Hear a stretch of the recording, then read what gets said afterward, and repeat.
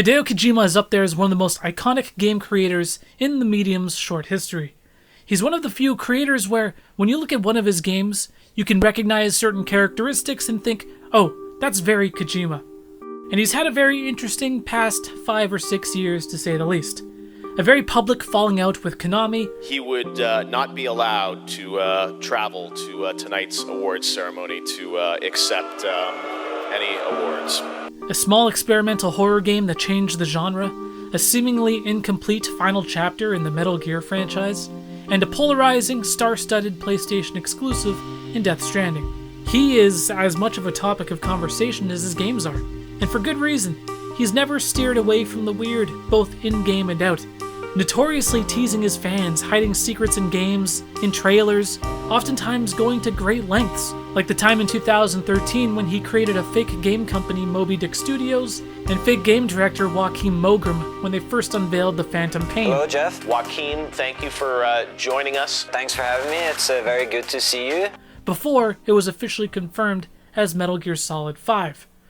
Ridiculous stuff, and I absolutely love it. Today, we're going to take a look at why people are obsessed with the number sequence 204863, and why some people believe that PT may not have been a Silent Hill game after all. Hello and welcome back to Deep Cuts, a show that examines lore, backstories, and theories in video games.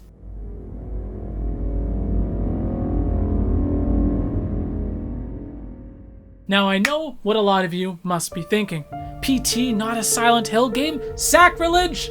How dare you?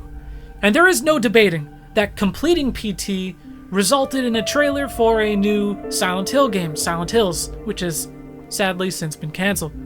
But also bear in mind that upon completing PT, it also clearly states that PT itself is just a teaser and has no direct relation to the main title. So it's not like it's a slice pulled from that game. It's not. It's separate. It really is its own thing. And this theory, while I'm not 100% overwhelmingly sold and on board with it, the more I looked at it, the more I do have to kind of give it credit. It's not completely without merit. There's some stuff there. It's a fun one. And it's honestly no surprise that people have dug deep into the meaning of PT and its many mysteries. Much like the Phantom Pain, PT was released under the guise of a fake game company. And in order to simply beat this game, it really demands a lot from the player. Finding hidden fragments of photographs, including one hidden inside the pause menu, piecing together hidden phrases, many of which are in different languages, triggering a baby laugh by plugging in a microphone to utter a name, Jareth or Jack, a name starting with J, it's still not 100% clear. At various points, players will receive messages from an unknown person who simply goes by the name J. The number 204863 popping up numerous times. Homicides appears under 204863. Being mentioned on the radio, both in English and in Swedish. The significance of these numbers are hotly debated even now, over 5 years later. Could it mean, look at the bathtub when rearranged using Japanese syllables? Or could it simply be Kojima's birthday? It doesn't really make any sense. Again, hotly debated. But while PT in itself is a mystery wrapped in a riddle, dipped in enigma sauce, if it wasn't a Silent Hill game, then what was it? Well, this theory suggests that PT was actually a teaser for Metal Gear Solid 5, The Phantom Pain. So how in the hell would PT be a teaser for MGS5? Well, the theory goes that PT happens between the events of Ground Zeroes and the Phantom Pain, inside the mind of Snake while he's in a coma. Even the pause screen in PT has its screen brightness indicated by a brain scan. And it's certainly no secret that there's many references to PT peppered throughout Metal Gear Solid 5. Most notably, the PT radio broadcasts can be heard in multiple locations throughout the game, and not just a couple of them, but nearly all of the radio audio can be found scattered throughout the Phantom Pain. 204863. A faint creaking noise that matches the PT chandelier swing can be heard randomly at night. And probably the most significant, a cassette tape simply named 204863, which contains a music track. The same song that plays during the demonic Swedish radio broadcast in PT. 204863. Don't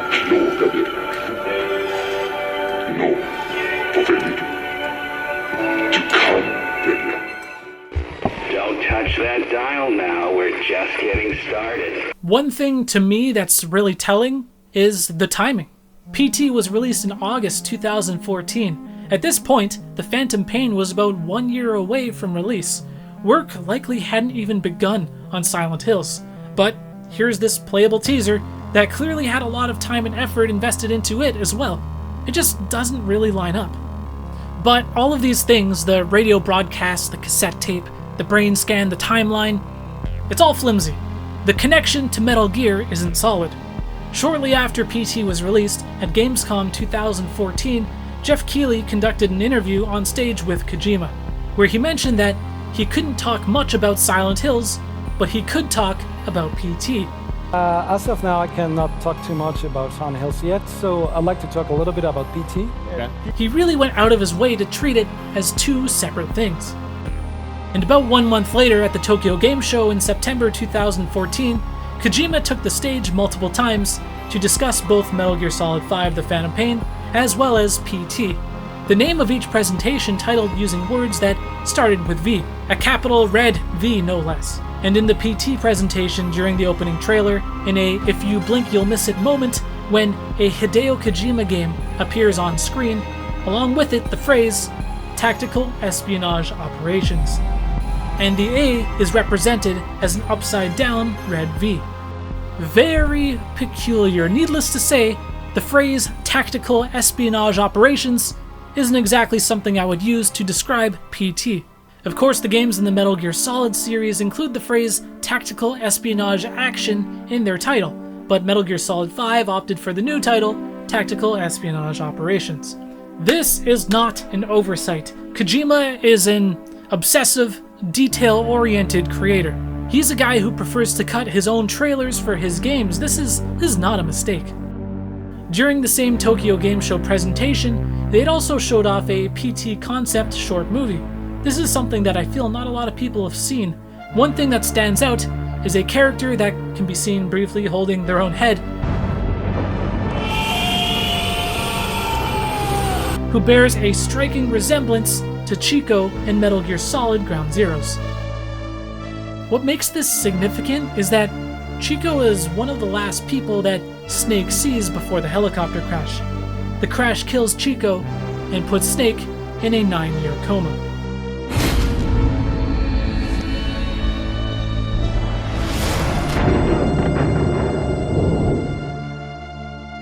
The only me is me. Are you sure the only you is you? Who are you? Who am I? You're talking to yourself. It's a good theory. It's a fun one. If you look at each of these things individually, it's nothing. But if you put them all together and look at the bigger picture, there's something there.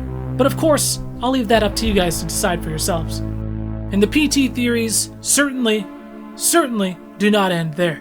It's the gift that keeps on giving for those who wear the tinfoil hats, with theories connecting PT to Death Stranding, to theories that PT is an allegory to Kojima's relationship with Konami. But guess what? I will be coming back. Hello everyone, I'm back. I believe that PT was created with a community effort in mind. The complex riddles presented in various languages make it so that it's nearly impossible for a single lone person to solve it. It was a game destined to be streamed and discussed. A lot of people playing would likely be using a microphone, hence that's why it's a requirement to solve the final puzzle of the game. It connected people, and that's a fundamental idea that definitely carried over to Death Stranding. A game literally about connecting people. And, delivering packages.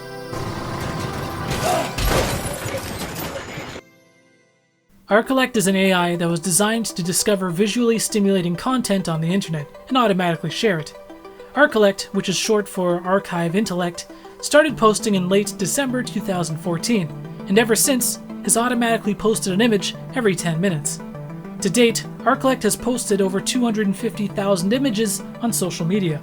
All of these curated and identified as visually stimulating by the AI, using an array of methods in learning. Currently, ArcLect has amassed over 1.6 million followers on Twitter. It also posts the images it discovers on its own website, and from here, you can follow to where ArcLect found these images and even automatically reverse image search. Each post is numbered and it counts sequentially. In 2018, Death Stranding fans began to pay extra close attention to ArcLect as it began periodically posting images that seemed to relate to or even directly tie to Death Stranding, even as early as April 2018. Realizing that the posts are numbered and uploaded every 10 minutes, by June, people calculated that the 204,863rd ArcLect post was due to arrive on December 19, 2018. Image 204863 was posted on December 19th, a sequence of colored dots and spaces. As always, there was more than meets the eye. Breaking down the colors to their raw RGB numbers and treating the entire sequence as binary code, it formed a sentence backwards. You're too late. You still don't know who I am, do you? You're too late. You still don't know who I am, do you? Who are you? Thank you so much for watching this episode of Deep Cuts Kojima, you crazy bastard. Of course, a lot of people think that this story is still not finished. There's a lot of people over on the Never Say Game Over subreddit who think that there's still an undiscovered ending to Metal Gear Solid 5. People think that there's PT ties to Death Stranding and it's all one big shared universe. Of course, if there's any major developments, I'll definitely make another video. Thank you guys so much for watching this one. Please let me know what you thought about it and hit that like button because it really does help me out a lot. Thanks again. Peace.